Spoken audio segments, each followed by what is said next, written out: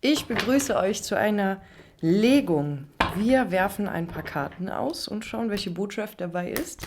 Schön, dass du da bist. Ich hoffe, es geht dir gut. Ich heiße Nina und das ist das Ludistarot. Ab geht die Post. Was bekommen wir heute? Das Ass der Stäbe.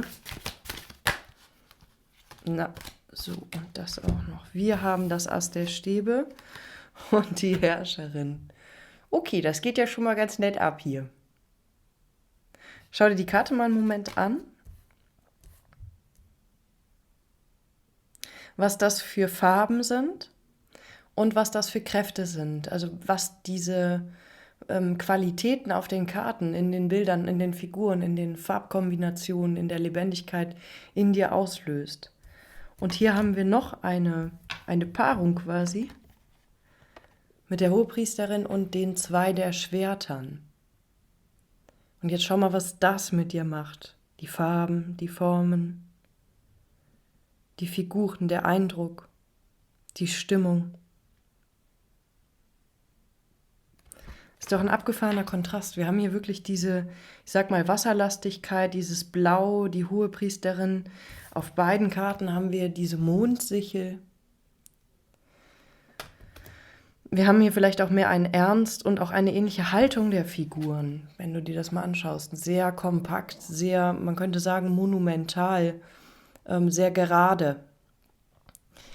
Und alles ist sehr blau. Und hier haben wir eine ganz andere Qualität mit der Herrscherin und dem Ass der Stäbe. Wir haben hier die Feurigkeit, wir haben eine Lebendigkeit. Man könnte auch sagen, dass auf eine Weise zum Handeln inspirierte. Das etwas, das sich selbst erhält. Also wir haben die Wärme gegen die Kühle, würde ich sagen. Feuer und Wasser sind hier nebeneinander. Und ich habe den Eindruck sofort gehabt, es gibt hier keine Konkurrenz zwischen diesen beiden Stimmungen, sondern es ist mehr ein Ausgleich einfach zwischen diesen Polen, die hier gezeigt werden.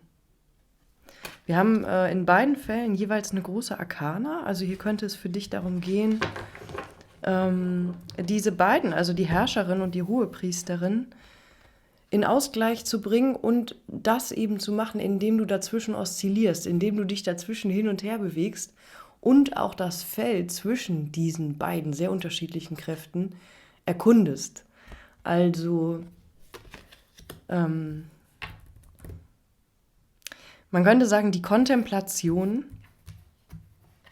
auch das sich abwenden können von der Außenwelt, das sich in etwas versenken, in sich selbst versenken, das sich auch, also wie mit den Schwertern, das wirkt auch, als würde sie sich schützen, also sich nicht zu etwas bringen zu lassen, sondern runterkühlen zu können und die ganzen Spannungen oder das, was alles passieren könnte, was Reize auch bedeutet, außen vor zu lassen, draußen zu lassen, sich davon wegzuwenden und in die Innenwelt wirklich einzutauchen. Das ist gar nicht so unsinnig, sich dafür auch auf eine Weise gedanklich, innerlich, emotional abzukühlen, weil das manchmal bedeutet, dass wir so fluide werden können, weil die Dinge nicht mehr so starke Formen haben und nicht mehr so wir beschäftigt sind mit den Geschichten und den Storys, dass es möglich ist, dass wir durch diese Schwellen, das hatten wir auch in den Legungen zuletzt, die Schwelle, die hier von dieser Hohepriesterin bewacht wird. Es ist nicht unbedingt die leichteste Übung, da durchzukommen und das zu passieren. Dafür braucht es man könnte sagen, nüchtern werden, unbeteiligter werden. Also etwas, was man auch natürlich mit der Meditation üben kann. Sich nicht ergreifen zu lassen von Geschichten, die einen eigentlich sonst umtreiben. Sich nicht einfangen zu lassen von Gedanken, von Sorgen und von allem. Oder von dem Gedanken daran, wie läuft es eigentlich so um mich herum. Also diese Ablösung, dieses Detachment von der äußeren Welt und wirklich nach innen zu sinken. Sinken lassen ist hier auch ein Stichwort, das ich noch sagen soll. Und hier haben wir was völlig anderes, nämlich die Handlungsimpulse, die Kreativität mit dem Ast der Stäbe, das Feuer, das sich entzündet, das, was sich auch emotional und leidenschaftlich entzündet an den Geschichten. Das will die Seele auch manchmal oder das will die Seele zum Teil eben auch oder der Mensch. Das ist das, was unsere Geschichten erschafft, das ist das, was unsere Lebensverläufe nährt mit der Herrscherin. Das ist das, wo wir die verschiedenen Sachen zusammenbringen und etwas verwirklicht wird, etwas sich durch uns verwirklicht.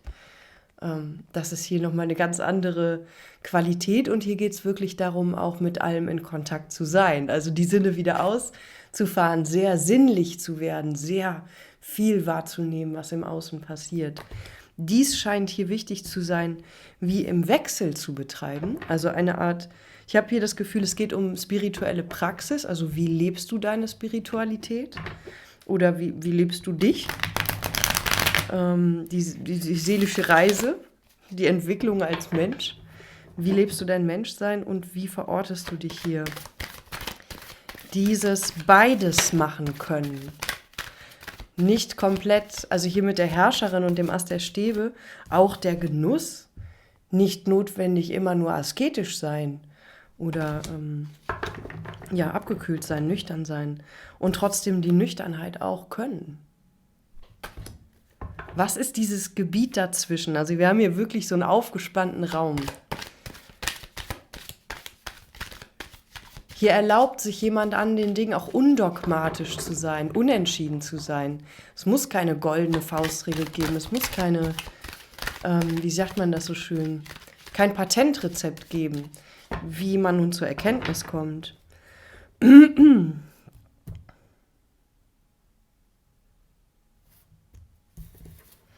Die Königin der Münzen und die Kraft. Wir haben hier Ladies Night heute. Ist ja interessant, also völlig egal, was dein Geschlecht oder Gender ist. Bis jetzt haben wir hier vor allem Ladies Night. Diesen Song kenne ich auch an. Was ist denn mit meiner Stimme los? Das ist ja witzig. Das könnte die Stimme sein, die dieser Löwe hier macht, während diese Frau mit der Lemniskate über dem Kopf diesen Löwen zähmt. Also finde ich witzig. Ich habe heute bei der Kraft das Gefühl, dass aus dem Löwen so krächzende Geräusche kommen. Also das wie das innere Bestiarium, das innere Biest, das innere Wilde, das innere Begehren vielleicht auch, dass sich das auf eine Weise äußert, die irgendwie auch ein bisschen was Lustiges hat. Und zum Löwen, es tut mir leid, ich kann das nicht anders erleben gerade, nicht anders mitteilen. Einen kleinen kurzen Nachflash. Ich weiß nicht, ob ihr den kennt. Es gibt in Schweden ich glaube, es war irgendwie so ein Königshaus oder sowas, das Schloss Gripsholm. Da hat Kurt Tucholsky auch ein Buch zugeschrieben. Das ist, glaube ich, es beschreibt irgendwie eine Reise oder so. Ich habe es nicht gelesen, nicht komplett, immer nur so reingelesen. Aber in Schloss Gripsholm, also zu Schloss Gripsholm in Schweden, gibt es noch eine andere schöne Geschichte. Ich weiß nicht, ob Kurt Tucholsky die erzählt, aber ich habe die mal von einem Bekannten gehört. Ist schon ewig her, aber ich lache immer noch darüber. Es gab einen König und keine Gewähr, vielleicht ist die Geschichte ein bisschen in meinem Kopf verfälscht, aber ich erzähle sie jetzt so, wie ich sie erinnere. Es gab einen König, die wollten damals so exotische Tiere und das war natürlich der Löwe als so ein Machtsymbol, was ganz Besonderes. Und da gab es einen Machthaber, einen König, der mochte einen Löwen so gerne, der bei ihm lebte, mit dem er irgendwie zusammenlebte. Und als dieser Löwe, den er als Haustier gehalten hatte, als der dann verstorben war, konnte er sich nicht von diesem Löwen lösen. Diese Wortkombination merken wir uns. Und er hat einen Tierpräparator engagiert, der diesen Löwen ausstopfen sollte, dass er ihn halt irgendwie weiterhin bei sich behalten kann, als Artefakt, als Statue, als etwas, was diese Präsenz vielleicht noch zeigt, dass er das Gefühl hat, dass dieser Löwe weiterhin bei ihm ist. Nun war das Problem, und das ist das Lustige daran, dass diese Tierpräparatoren selber noch nie Löwen in Wirklichkeit gesehen hatten. Das heißt, die kannten Löwen nur von den Darstellungen auf Wappen oder irgendwelchen anderen Zeichen. Das heißt, so ein bisschen stilisiert von der Seite, irgendwie mit komischen Haltungen, oft halt mit dieser rausgestreckten Zunge, wie man Löwen halt oft auch sieht auf Symbolen. Bei der Königin der Stäbe sieht man auch diese Tanzen. Ich suche die mal eben raus, damit wir uns das angucken können. Die Königin der Stäbe hat ja auch auf dem Thron hinten, glaube ich, diese tanzenden Löwen. Oder? Das ist doch der Fall. Dieser Tierpräparator hatte jedenfalls keinen realen Löwen jemals gesehen, kannte also die Körperform nicht, die Anatomie nicht so richtig, den Gesichtsausdruck eines gewöhnlichen Löwen kannte der Tierpräparator nicht. Und dementsprechend hat er, als er diesen Löwen dann ausgestopft hat, sich an den Wappenlöwen optisch orientiert. Und ich meine, es gäbe in Schloss Gripsholm auch tatsächlich noch diesen ausgestopften Löwen in so einer Glasvitrine. Und er sieht einfach so bekloppt aus. Ich kann mal gucken, ob ich euch einen Link raussuchen kann, wo man den sehen kann. Hier war doch was. Hier ist schon mal der König der Stäbe. Ja, da haben wir es. Hier sehen die Löwen auch recht witzig aus, könnte man sagen. Hier haben wir, glaube ich, diese rausgestreckte Zunge. Und schau dir mal hier diese kleinen Löwenfiguren hier an. Die dancen. Und hier ist, glaube ich, auch so ein stilisierter Löwe. Und jetzt versuchst du dir vorzustellen, dass so ein Präparator so einen richtigen Löwenkörper auf eine Weise modelliert und ausstopft, dass er halt aussieht wie ein Wappenlöwe. Es ist unheimlich witzig. Und es ist so witzig, dass Leute auch hingegangen haben und so Memes gemacht haben. So Memes gemacht haben, wo Löwen sonst in Darstellungen sind. Da gibt es diese Filmfirma, wo, glaube ich, so ein Löwe erscheint und von Disneys König der Löwen, wo dieser kleine Löwe von dem Pavian hochgehalten wird. Da ist dann einfach dieses Gesicht von diesem Gripsholm-Löwen, von diesem verunstalteten Löwen gezeigt, also reingeschoppt. Es ist mega witzig, was daraus gemacht wurde. Aber jetzt habe ich die Karten noch nicht gedeutet. Also, wir können vielleicht hier noch mit in diese Botschaft hineinnehmen. Spiritualität muss nicht humorlos sein. Man darf auch lachen, trotz all der Kontemplation und allem. Das passt wiederum ganz gut zum Ass der Stäbe und der Herrscherin, wo ich nämlich auch sagen würde, die Herrscherin ist mit allem in Kontakt. Humor ist hier ein Stichwort. Humor ist auch, glaube ich, etwas, das, wenn es zünden soll, mit möglichst allem in Kontakt ist. Das ist das, was das Lachen auslöst. Und ein Lachen ist auch ein Funke, könnte man sagen. Etwas, woran sich etwas entzündet. Das kann man gar nicht kontrollieren. Und hier scheint es auch wichtig zu sein, neben dem nüchtern werden können, was ja auch dann erst wieder erlaubt, wieder lachen zu können, ja auch nicht wie... Also wenn du ein Feuer machen willst, dann ist es wichtig, dass das Holz nicht zu nass ist. Ne? Genauso ist es. Oder nicht zu kalt nass ist. Ja, es ist jedenfalls trockener Humor. Es könnte sein, dass du hier mit trockenem Humor zu tun haben könntest, dass du entweder passt auch ein bisschen zum Eremiten. Finde ich. Also es ist nicht nur eine ernste Karte, es ist auch ein trockener, ein bisschen dunkler Humor. Wenn man sich, also stell dir vor, du triffst einen Eremiten auf einen Kaffee oder auf ein Bier oder auf ein Glas Wein oder weiß ich was, auf eine Pommes oder irgendwo unterwegs oder am Bahnhof und dieser Mensch hat diesen Eremiten-Vibe. Das sind häufig Menschen, die auch einen sehr trockenen Humor haben. Die einen sehr eigenen Blick natürlich auf die Welt haben. Durch ihre geistige Unabhängigkeit von der Normalwelt und ihren Regeln. Was ist hier jetzt mit der Königin der Münzen und der Kraft? Nicht vergessen, Ladies Night anzuhängen.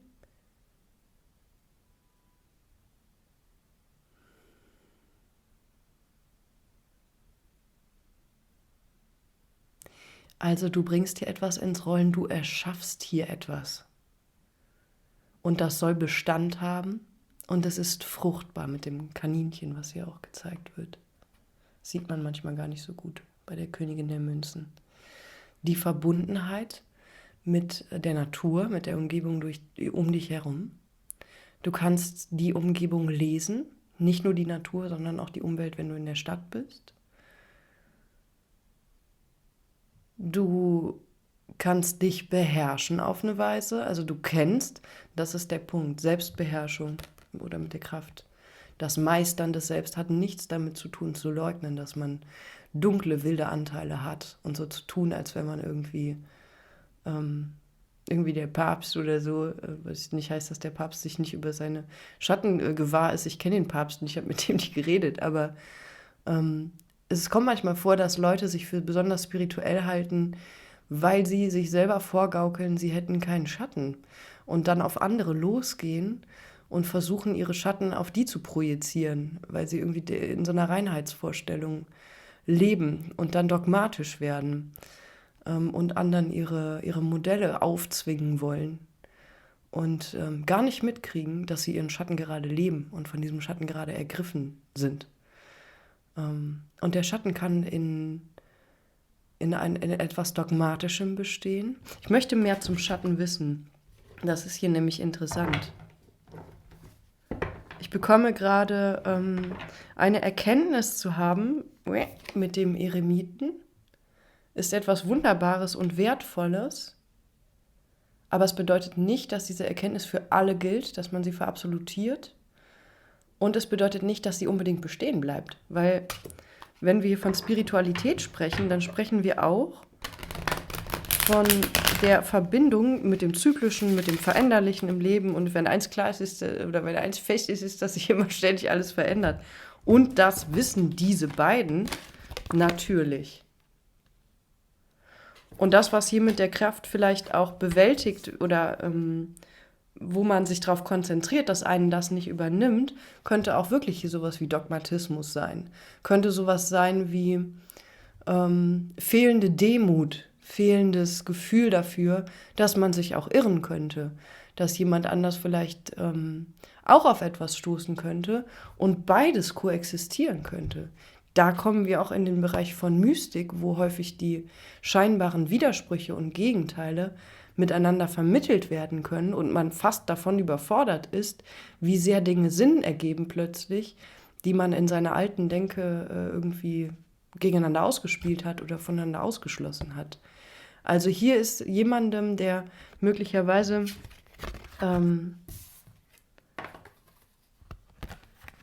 ich sag's mal ein bisschen hart, und ich glaube, das betrifft nur wenige, die vielleicht auch gar nicht zuhören. Ist egal.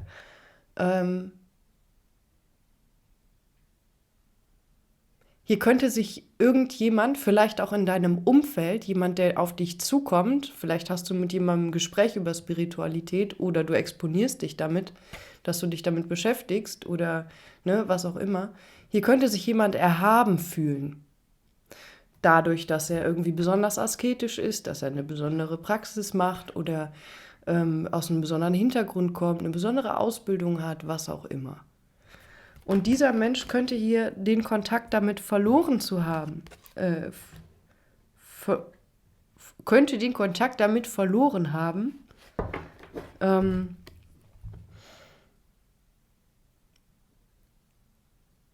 dass auch Erkenntnisse oder Einschätzungen sozusagen über die Existenz, Modelle, Konzepte, dem Wandel unterliegen. Wenn du dich veränderst, ändert sich deine Konzepte. Ich habe hier bei dem Kollektiv, das bestehen bleibt und wo, also wer nicht auf die Blockoliste kommt, weil er irgendwie hier Frechheiten von sich gibt, ist das nicht so präsent, sondern ich habe das Gefühl, im Kollektiv ist sehr viel Demut oder sehr viel mehr wissen wollen, was ich sehr schätze und sehr schön finde. Und ich hoffe, dass ihr mir auf die Finger haut, wenn ihr das Gefühl habt, dass ich dogmatisch werde, weil das will ich nicht. Dann wäre ja die ganze Entwicklung für die Katz. Also wenn ihr das merkt, sagt mir ein paar passende Worte dazu. Es kann in einer Legung mal so kommen, aber wenn das auf Dauer so ist, dass ihr das Gefühl habt, okay, hier verfestigt sich und dogmatisiert sich irgendwie ein Konzept oder eine Sichtweise, eine Perspektive, dann bin ich dankbar dafür, wenn man mich darauf aufmerksam macht. Weil das ist für mich das Gegenteil von Spiritualität. Sich irgendwie auf etwas zu fixieren, worin man sich so eine Scheinsicherheit auch vielleicht sucht. Das hatten wir auch mit Vorsicht bei spiritueller Performance. Das wird nämlich oft zu dem hier. Gerangel. Dann sind die ach so spirituellen, ach so engelhaften Menschen plötzlich dabei, andere von ihnen abweichende Sichtweisen zu bekämpfen und stilisieren sich selbst immer noch als irgendwie Leute, die doch nur das Lichteste wollen. Das ist häufig nicht so lichtvoll. Das nervt und es hat was Aggressives oder manchmal auch was Passiv-Aggressives. Also so missionieren. Inwiefern könnte dich das denn belangen? Also wirklich, es könnte sein, dass du mit sowas in Kontakt bist. Und da ist es natürlich interessant, sich zu fragen, wie reagierst du darauf? Kannst es abkacken lassen? Du kannst die Menschen blockieren, wenn das auf irgendeine Weise möglich ist, dich abwenden.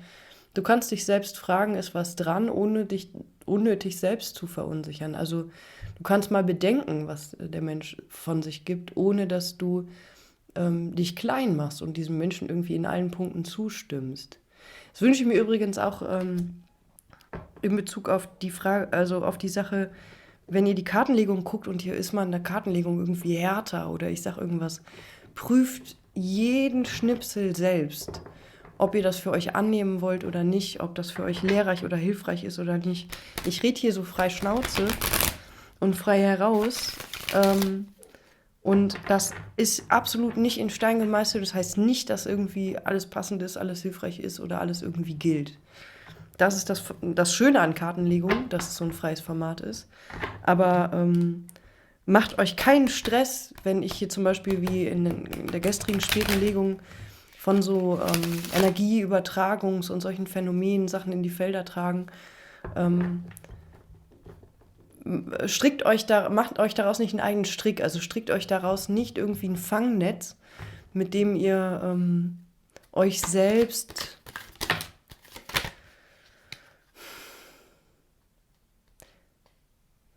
wie soll ich das jetzt sagen?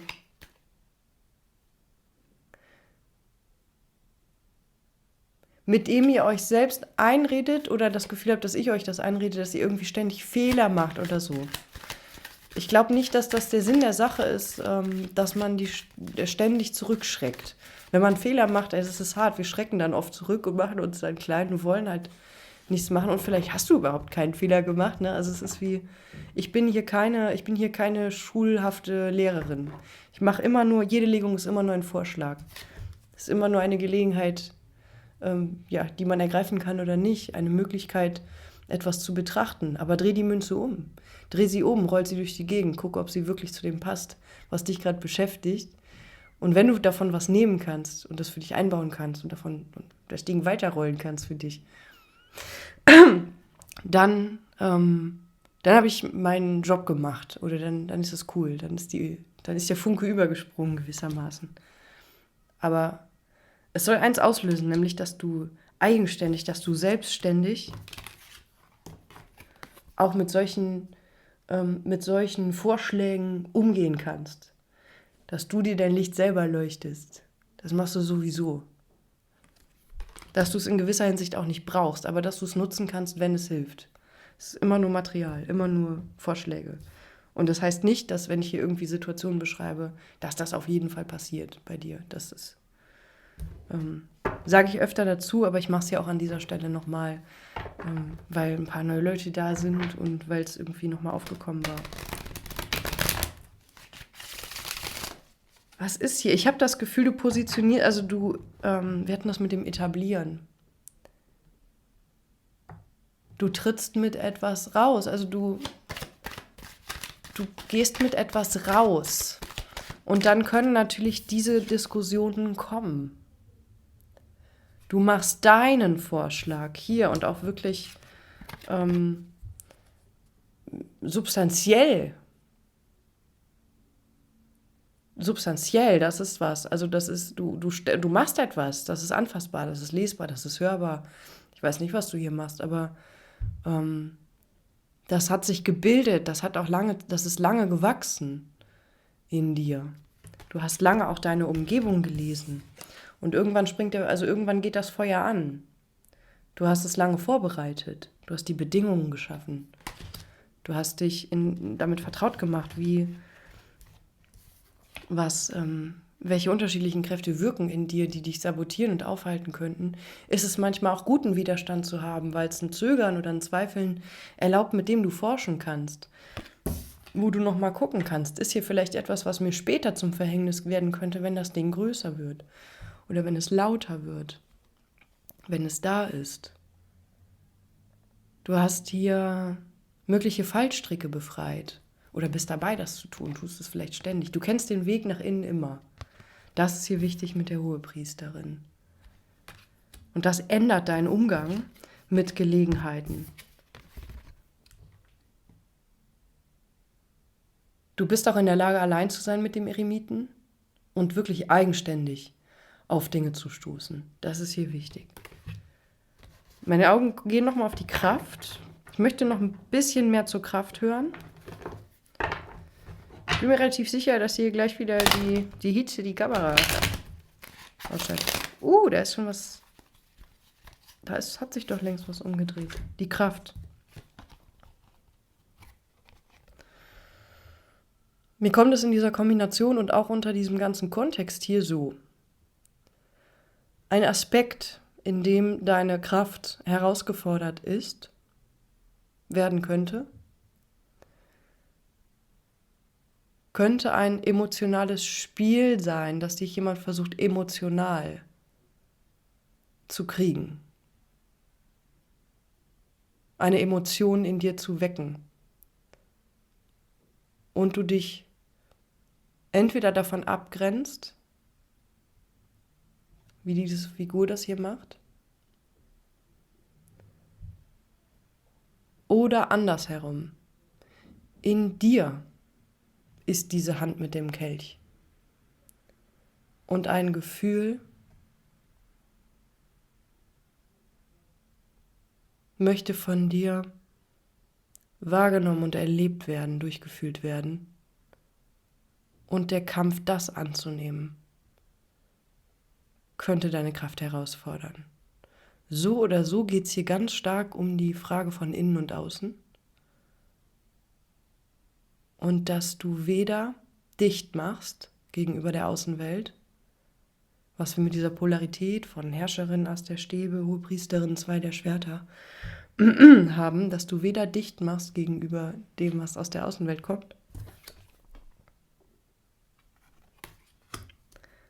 noch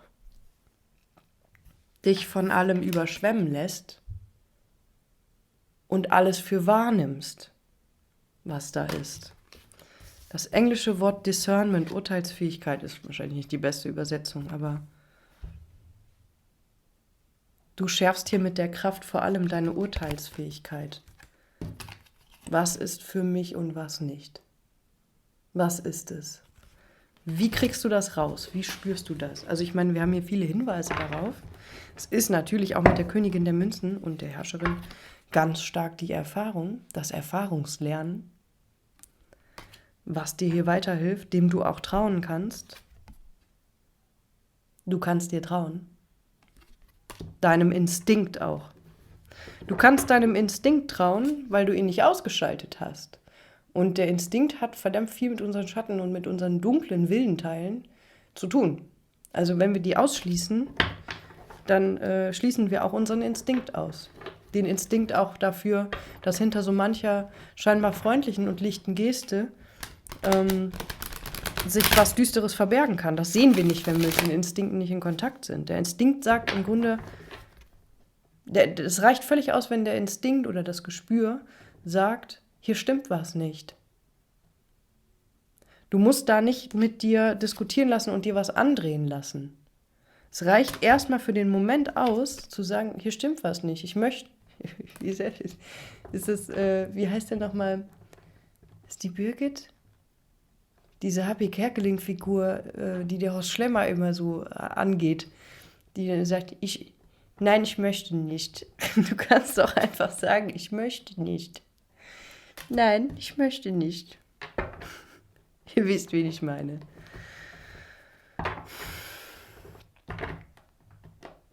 Du kannst dich also weigern. Du hast die Kunst erlernt, dich zu weigern, dein Feuer ausgehen zu lassen, zugunsten irgendwelcher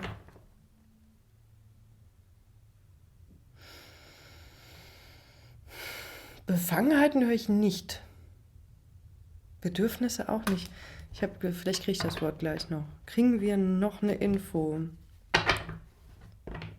Was ist das denn hier alles? Also,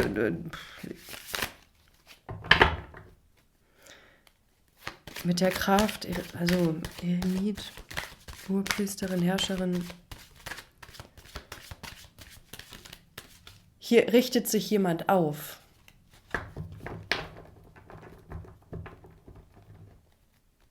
Er kennt auch die eigene Autorität. Also das haben wir mit der Kraft natürlich auch und mit den anderen Karten, die hier auch noch so liegen, gerade mit den großen Arkana. Hier geht es um dein Gefühl von Autorität, was auch auslösen kann, weil wir haben ja auch sehr interessante, auch schweigende Karten. Autorität zu verkörpern.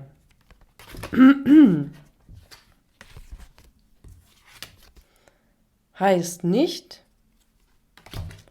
autoritär zu werden. Autoritär zu werden ist oft ein Signal dafür, dass ein Mensch eigentlich die eigene Sicherheit mit sich nicht spürt und nicht verkörpert. Das heißt, der Mensch muss ständig mit dem erhobenen Finger in die Außenwelt gehen und andere Leute darauf hinweisen.